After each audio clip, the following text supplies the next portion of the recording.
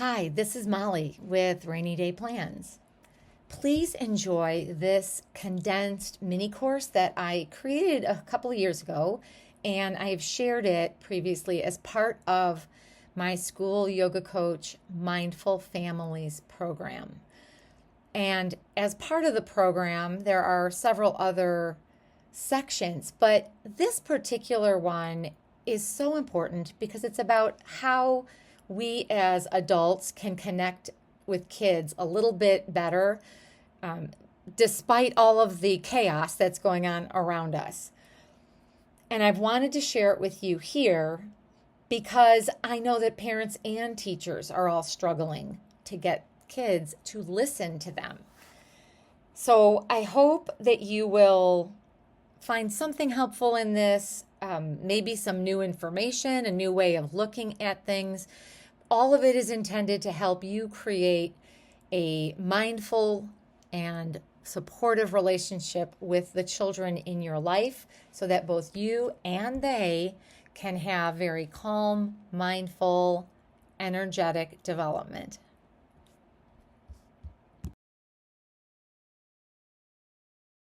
A little bit about me before we get started. I am a teacher for over 25 years. I taught middle school, I taught gifted, I taught English, I taught all abilities, needs, experiences, and backgrounds. So I have plenty of experience with kids, and especially at that age where they're transitioning out of childhood and into adolescence. And I have combined my yoga training and experience with my education background to bring more of the principles behind yoga into the way in which our kids are taught in school and the way in which they are able to learn about themselves as well as their content. And so this course is mostly designed for those of you out there who are trying to implement a mindful parenting style. And that's the term I used, is being a mindful parent.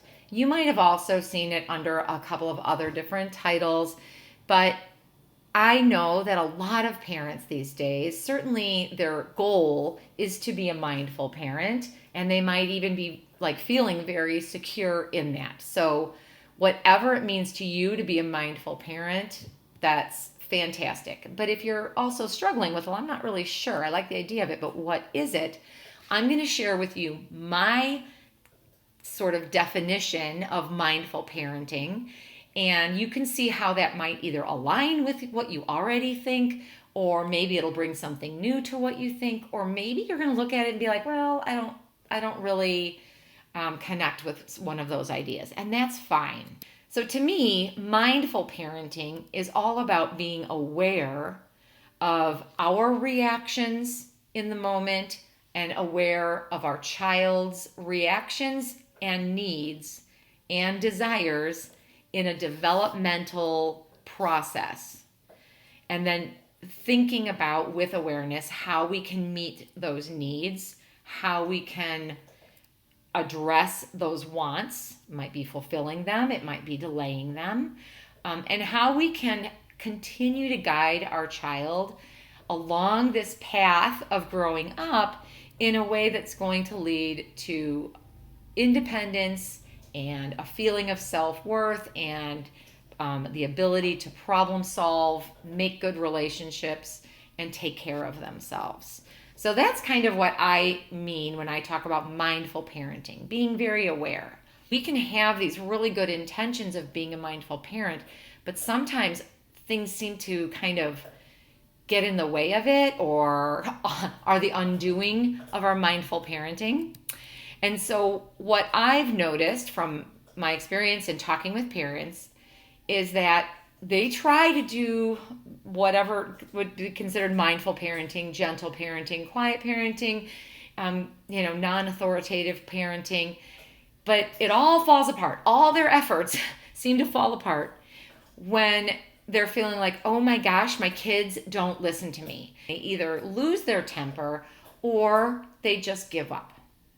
Another kind of similar thing is if kids listen, but they won't follow directions. And then the last one is probably the most frustrating is my kid just ignores me. It's like I'm not even in the room. So it's really difficult to be a mindful parent of any sort when you feel like there's this wall between you and your kids. Like, as I said, if you feel like you're not even in the room or your voice isn't even being heard, it's very difficult to parent, let alone be a mindful parent. We're going to talk a little bit about why that is. It's not just you, okay? And so we're going to take those same ideas of mindful parenting and what we want with that mindful parenting is based on our genuine desire to have a really strong and good and loving relationship with our child. The thing is, they need to have that same thing for us, right? Like a relationship is two ways. So let's look at some of the reasons this is so difficult right now. And this, we're going to go to a slide that's a little bit busy, so we're going to talk about it a bit at a time. So the first thing I'd like you to do is kind of look at this first section over here called locus of attention. And that's really the thing I want you to jot down or keep in mind as to why this is so difficult now, why it's more difficult than it used to be and more pervasive than it used to be. The locus of attention is the single source or location of sensory input. So let's just stop with that part. A single source, one thing of sensory input. That means one thing you're looking at, smelling, hearing, tasting, feeling, right? Touching. So a single source of sensory input that a person attends to at a given time. So it doesn't say that a person notices, but attends to. So that's like the word attention, right? So if you can attend to, you look at, you're giving attention to one thing, one source of sensory input, and it can be one thing you're looking at, right? A point in space that you are looking at. But what's more than just what you're looking at and noticing is this is where the attention comes in. It is your ability to devote mental resources to interpreting it. So it means that there has to be some sensory input. So let's just go back to when you say something to your child and they ignore you. We can assume that your voice is not the sensory input that they are devoting any mental resource to interpreting. Okay? So it might be that they hear you. It might be that they don't hear you, or like it's not making its way to the brain. It might have come in through the ears, but it didn't make its way to the brain. Because what the brain does, it takes that input and says, do I need to do anything with this? And our brain is very, very good at learning what it can ignore. Because if it didn't, we would be in a constant state of overstimulation. We learn to ignore certain sounds, shapes, objects, things like that. And so because the brain has learned to do that, and that's a wonderful skill of ours, we can assume that if our child is continuously not hearing us, not listening to us, that our voice is not the sensory input that they are devoting mental resources to thinking about, to say, what should I do about that, right? So that's the thing I want us to focus on. It's basically our goal, where we're going. We want to be the locus of attention for our children.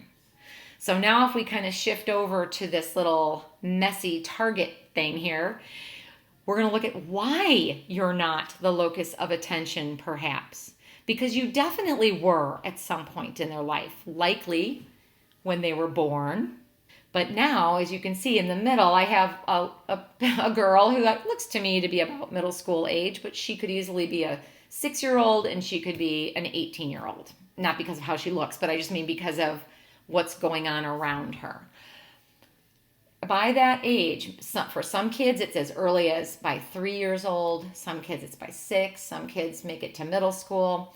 But that locus of attention on the parents becomes fuzzier and fuzzier, and more things get between the child and the parent. And as I said, like, this is not unusual. That's very normal. That's how kids grow to be on their own and not be overly dependent on parents. However, if you see in this white circle surrounding our little middle schooler, we have things that have always been around: peers, friends, maybe teams. But then there's also very predominantly some new things, social media trends. And by trend, it can be just like, can you flip the bottle of water? And they're watching videos of it, and then they're practicing it, like, right, flipping that bottle of water. In and of itself, that's not a bad thing, but it's an awful lot of mental resource being devoted to that.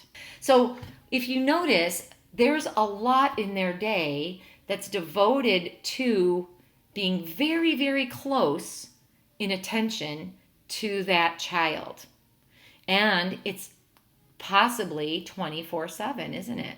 Now, with all of that going on, imagine you on the outside calling your child's name and wanting them to turn their attention to you. If you're lucky, that voice will cut through enough that they might turn their body or their head towards you. But it's going to be really, really hard for them to turn their entire mental resources towards you, all of their attention towards you. So what we're going to look at is how we can get through all of this with a little bit of practice and a little bit of patience.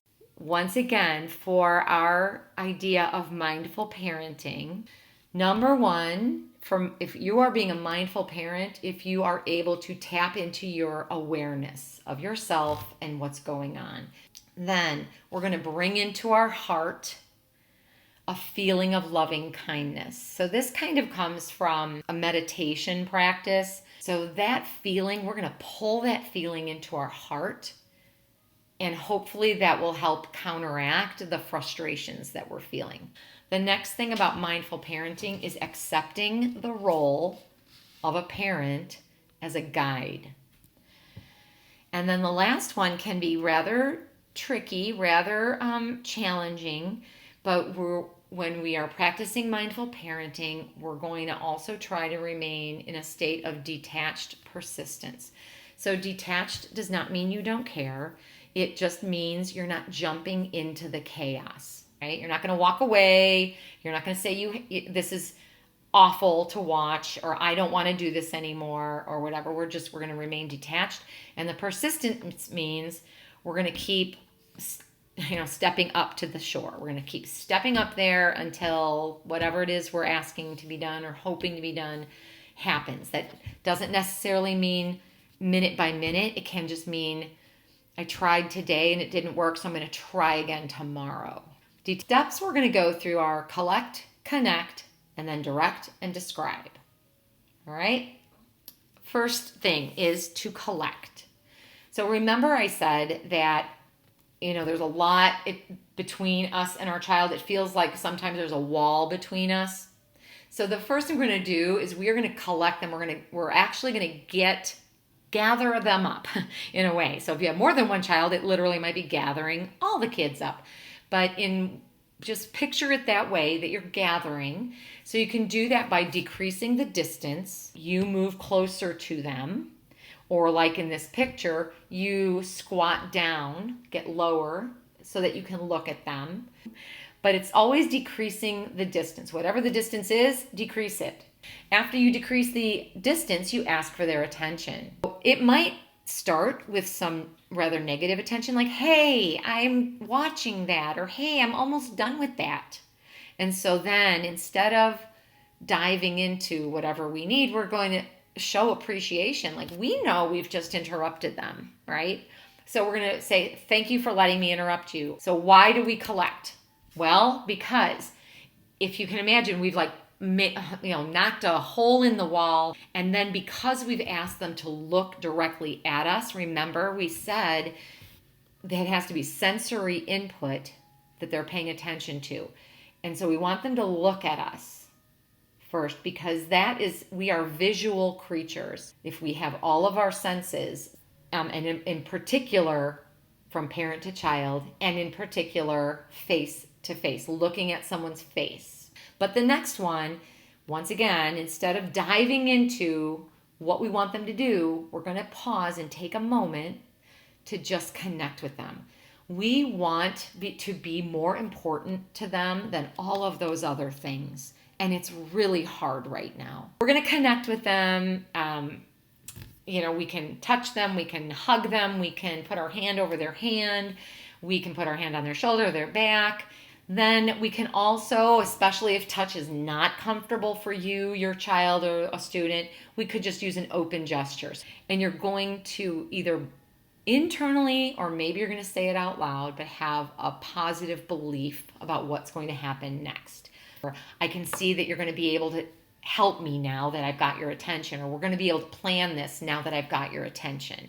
So that's our positive belief. So why connect? Because it's not enough to be in close proximity. That puts us on the same playing field as all the rest of them. The love, that connection, is what separates us. And we want our kids to grow up knowing that we love them unconditionally. We will guide them, persistently, and we will not give up on them, even if sometimes things are going to be hard and uncomfortable. So building that loving bond with them over as many things as possible is going to help keep you as the thing they turn to when trouble hits, right? When they don't know what else to do, when they feel uncomfortable, they'll feel safe coming to you, which is what we really want. So this is where we get to tell them what we want to tell them. And in most cases, it's something like a direction. It's kind of based on directions, instructions, expectations, things like that. So we're going to start with I would like, or we need, or it's time to do something. As often as you can remember, instead of you go do this. Because that doesn't mean you'll never say it that way. Of course you will. But when you're trying this, we're going to try first by letting kids know it's not that you're picking on them. It's that this is what we all do. This is what is done. This is how life goes. When it's time to do this, we need to do this. So you're guiding them instead of picking on them, which is how they feel, right? Sometimes that they're being picked on. We're going to limit the number of instructions. So that's going to depend on your child, their age, and your current level of frustration with them. For some of us, we're going to start with one direction at a time. And then for the next direction, we have to go all the way back to collect them, connect with them real quick, and then give the next instruction. If they get distracted, if they go back to what they were doing, all we're going to do is recollect them, making that distance even shorter this time, removing even more distraction, and continuing to wait until we have their attention. And then that connection will be empathizing with their own frustration. And then this time, we're going to repeat instructions, but we've already said it all. So all we have to do is say shoes and backpack. So just the key words, because they already know what to do about the shoes and they already know what to do with the backpack. They've just chosen not to do it. Then we can also say when your shoes are on and your backpack is ready, we will be ready to go to school. We will be on time for school. We will be able to sit down and have a nice breakfast. What will happen as a result of that? Because if there's no reason at all as to why this has to be done, then why are we making a big stink about it, right? Even if the outcome is, I will feel so much more relaxed about the morning. It can totally be about you, that the outcome will benefit you. As we direct our kids and we show them those directions and how we expect those directions to be followed, as they become better at following our directions, they will become better at just instinctively following the directions of their teachers, of their family, and of their coaches. Once they're done, we're not going to go into the next thing they need to do right away. We're going to try to describe what they've done. And we're going to hopefully be able to describe something positive about what they did. So I gave the direction to put on your shoes and pack your backpack. They put on their shoes and they're walking around with the backpack that's hanging open. Okay, so the positive details are, all right, you've got your blue shoes on. Those are great shoes for what we're going to do next. I also see that you've got your backpack. So that's great. I also see that your backpack is unzipped and hanging open. So I'm not sure if it's packed or not, but if it is packed, it might fall out, right? So this is improving the detail. Instead of saying, go do that again, we're going to say, here's what I'm seeing. That's not completely done, or this is why it might not be completely done, right? The consequence of it. So once they've gotten themselves ready, you can say, hey, by doing that, you're really showing some good independence. You're really showing that you are responsible with your things. Gosh, I'm so glad to see that you thought to bring your sister's stuff in here. You're really showing that you're a caring person. What does that do?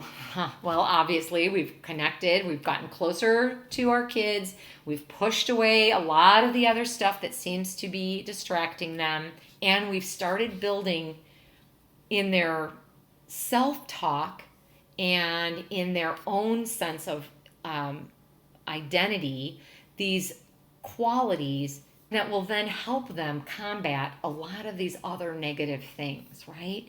If we can trust our child, if we know that we can respect them and they're showing self-care, we can feel a little bit better about how they might react to some poor peer guidance, right? To maybe some dangerous social media trends.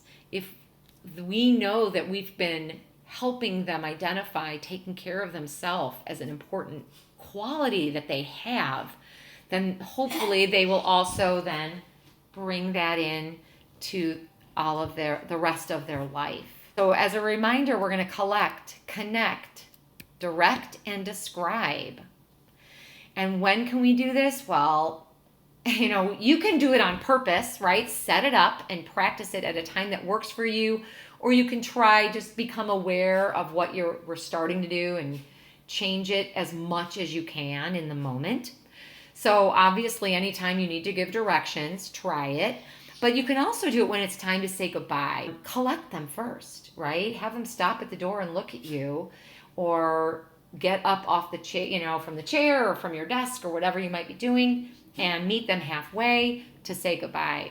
Obviously, establishing rules for home, rules for car, rules for driving, rules for going out. You want to have that conversation in this way: collect, connect, direct, and then after the fact, then describe what that would look like, right? If they were home on time or whatever. You're really struggling with your kid and they're going to have to feel the consequences before they believe you. You might set up a situation to help convey those consequences. But here's the main thing. I'm really going to encourage you to purposefully pick something, because when you don't, what ends up happening is parents get so frustrated on the big days, right? Their best friend's sleepover party, homecoming dance, right? That the one-time thing, in a way, and then that's what they miss out on. And we don't want our kids to miss out on those important events just because they are in the habit of ignoring us. Like if they miss out on that, It should be because they have broken our trust after all of this. Okay?